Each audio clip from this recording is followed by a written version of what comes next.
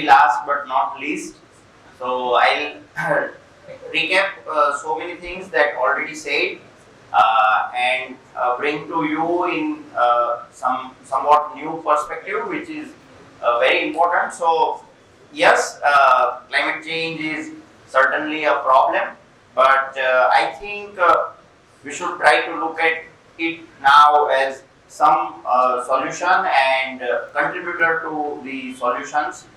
So let us have some fresh energy to solve this problem in the not the warming but the boiling world.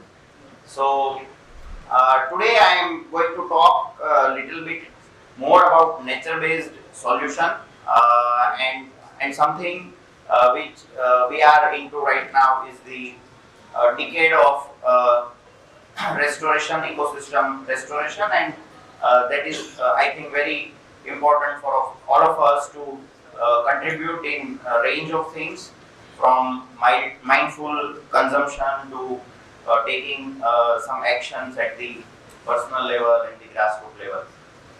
So I'll also briefly talk about my project that I am working on is recap for NDC, restore, conserve, protect forest and tree cover for nationally determined contribution implementation in India. So this is in collaboration with Indo-German bilateral partnership. So we already have seen this graph in one of the earlier presentation, but I would like to recall it here again. That yes, warming is happening and Earth has a fever. So we are already in +1 degree centigrade thing. So that is already a problem, and we will have to tackle it. We will have to phase it, and we will have to try to scale it down so that as sir very nicely said that we hand over nice earth to generations to come. And our great leader Mahatma Gandhi always said about the principle of trusteeship, and that how we all are required to involve more and more, because we have seen the growth, we have seen the development, we have seen the digital era, we have seen the so many facilities, transportation, energy, air conditioning and all of these things, but at the same time we also required to be trustee of all these things that we see, because we are not the owner, but we are just occupier it for some second, as sir said in his presentation. So this curve is going up and up. So we want first to have this curve to flatten and then to go down. So even the COVID period, where we assume that there is less emission or some emission has come down, but effectively it has not happened, and this curve is alarmingly going up and up. And every year we are we are going with some new world records which are not good, and therefore this is an alarming situation in terms of the concentration of greenhouse gases, or basically the concentration of carbon dioxide in the atmosphere. So these are the figures of recent 4-5 years, wherein we all have lived in this period and maybe contributed a little bit, but yes, the onus is more towards global north, the developed nations and developing nations, but now we are all of us are getting affected from this in terms of many casualties, many natural calamities. We are facing more and more disasters. We are facing more and more anomalies in terms of our heat, in terms of our temperature, in terms of rainfall. We are facing very frequent cyclones in Arabian Sea. Also, our state, we are getting it more and more, and which is really making concern. So these are India's nationally determined contributions, which are very important, because these are the things on which we are working with the government, with the people, and this this nationally determined contribution talks about many sectoral approach, which includes energy, which includes forestry, which includes land use change, which includes agriculture, which includes transportation and so on. But it starts basically with the lifestyle that we want to adopt is of moderation and conservation, which is there imbibed in Indian tradition and Indian practices. So that is also part of our nationally determined contribution.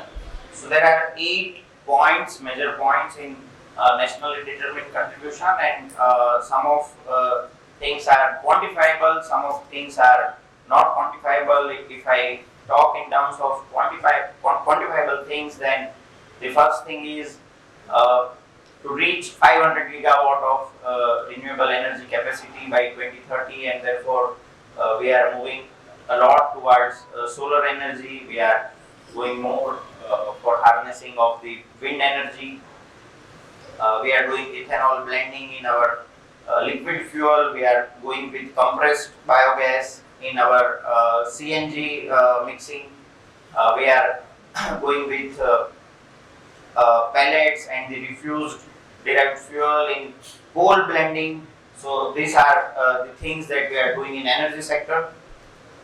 In forestry, we have a major goal, that is to increase carbon sink 2.5 to 3 billion ton by the year 2030. So here I think the technical part or the chemistry behind the carbon sink is well explained by Srivastava sir. So his entire presentation has given us the idea that removal of carbon dioxide is only possible with the nature-based solution. So we have tried geological carbon sequestration or chemical carbon sequestration, but it is not working effectively, or rather it is not solving the problem. But we will have to go back to the nature and try to understand ecosystem in a holistic way, in ecosystem services way, because we know that trees give us everything. It gives us oxygen, it gives us food, it gives us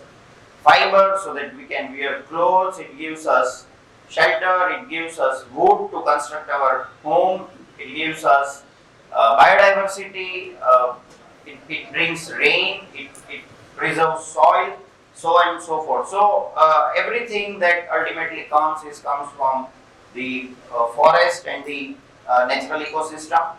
So basically nature-based solutions are holistic in a way, and as per the verbatim or the definition that globally is being accepted, is that actions to protect, sustainably manage and restore natural or modified ecosystem that address the societal challenges effectively, adaptively, simultaneously providing human well-being and biodiversity benefits. So it is quite comprehensive. In nutshell, if we can say that to sustain life on earth, which is led by human being, because we are on the top of the food chain or food web, and all biodiversity are important. We can't live without a honeybee or a tiger or a lion or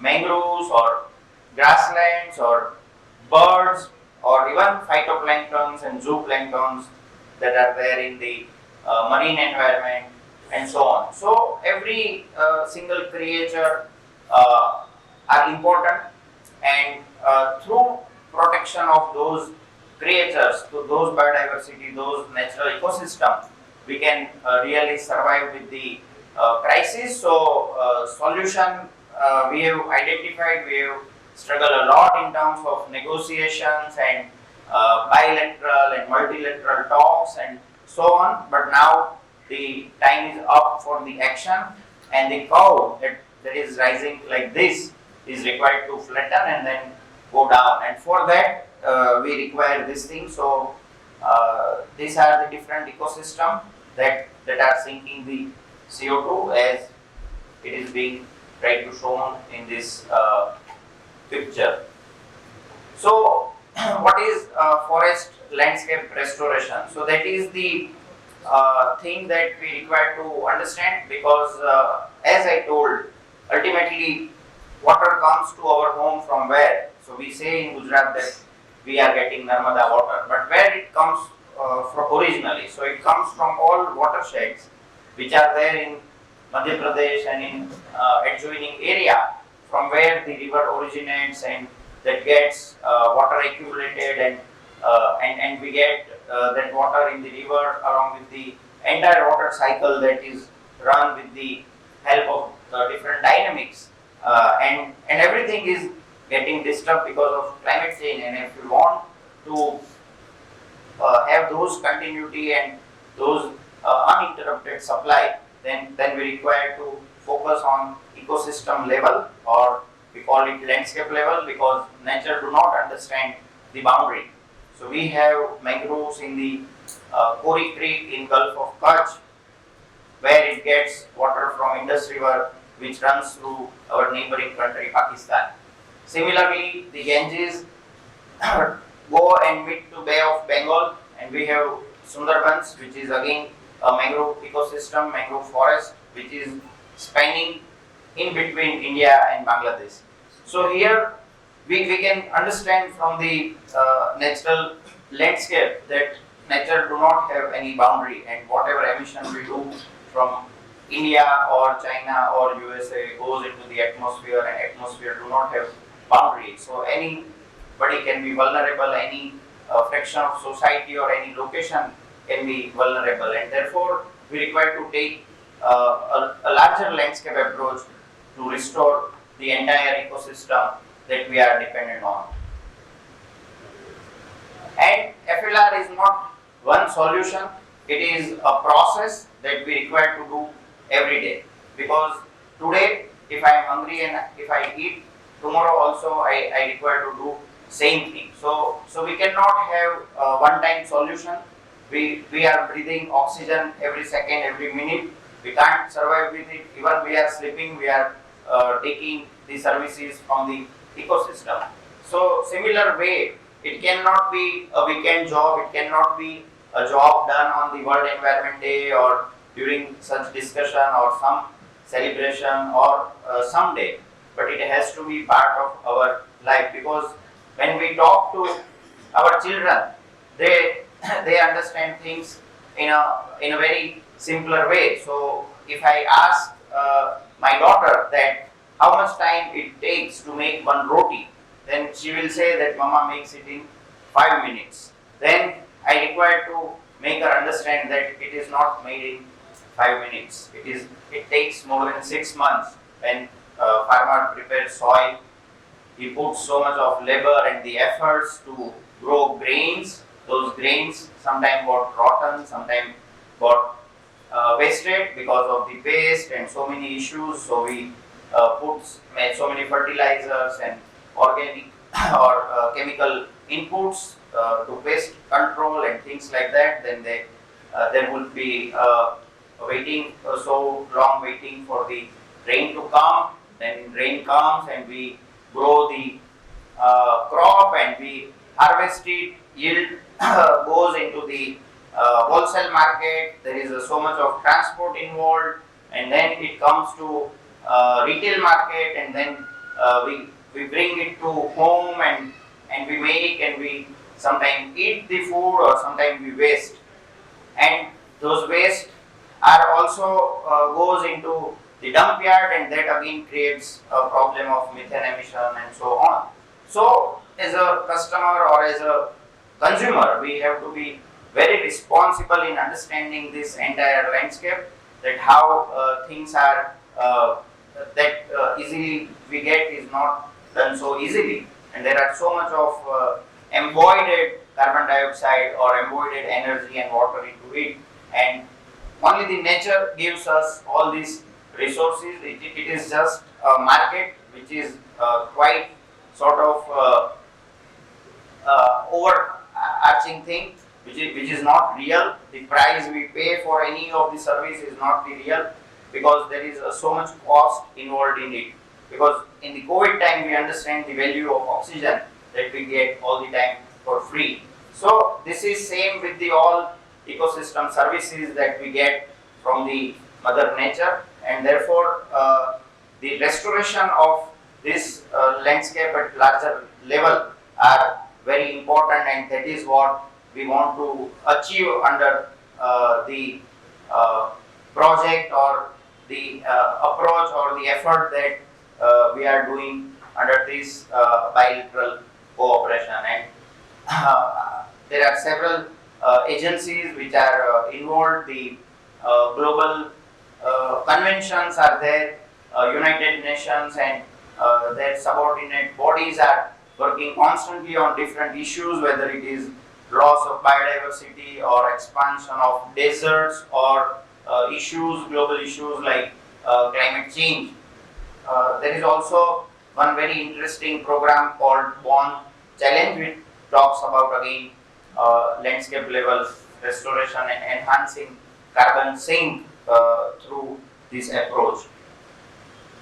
So, forest landscape restoration is also aligned with India's nationally determined contribution and our larger goals, and we require to constantly monitor these things because we have very less time left between the problem and the action we take. So, therefore, sir also referred to COP28 and decisions made under those things. So every year people are gathered and taking new decisions and approaches so that we have some tangible outcome in timely manner, so that we do not go beyond 1.5 degrees centigrade in terms of global warming, and we have to limit it. And I think the decade and the coming few years are very crucial, and therefore involvement of the youth and the public at large is very important. And also Devang Bhai very nicely said that influencers are required to rope in. We require the leaders to come in, who we follow, and they are coming from all different domains.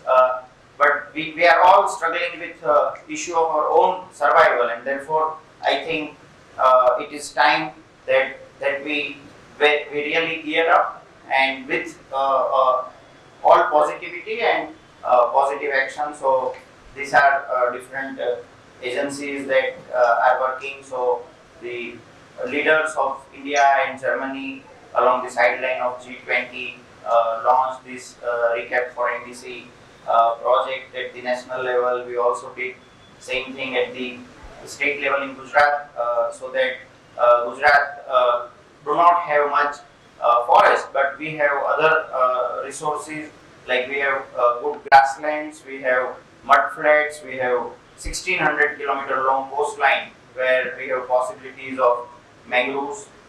We have some hilly region in the eastern belt of Gujarat, and we have a huge, enormous potential and possibilities of social forestry in the urban areas. We have seen recently that how within urban area we can demonstrate good oxygen part through new methods like, or emerging methods like Miyawaki forestation and things like this. So this is how Gujarat's landscape where we require to work. So through this TED talk, I am drawing all of your attention to these possible areas where we can work together. So we invite volunteers to join this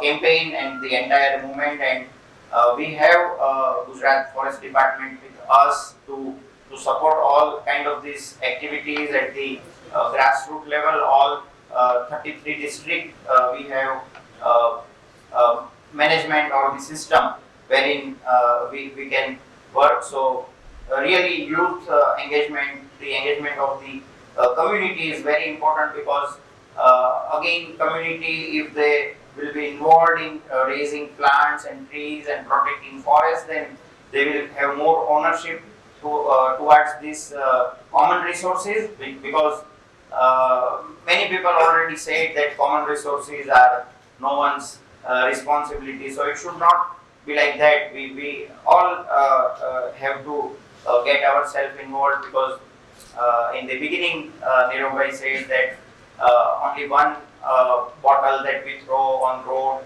is not the one bottle, but we are millions of people. So it aggravates into so many a huge quantum. So similar is with the case of all kinds of natural resources that we have. So these are some more technical details about the approach and about the methodology or the way of working. So we have identified some of the targets so that we can monitor the progress of such action. So in nutshell, it is not just about tree plantation, but it is doing in a very systematic approach. We have to be very cautious in selection of the species, identifying the inputs that is required, because we cannot have so much water to give to those plants, and the plant should also not draw a large amount of water from the groundwater source. So we have to bring a lot of balance and approach so that our ecosystems are protected very nicely. And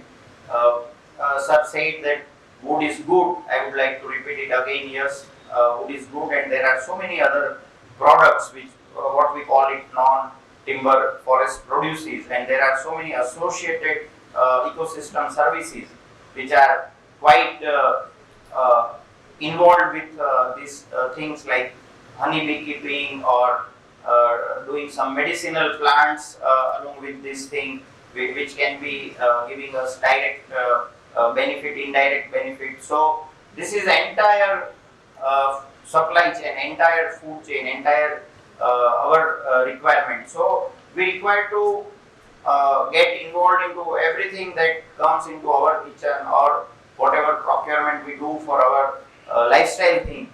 We require to relate it with all the natural resources that we exploit, from in terms of minerals, in terms of coal, in terms of lithium, in terms of different kind of ways. We also extract a lot of groundwater.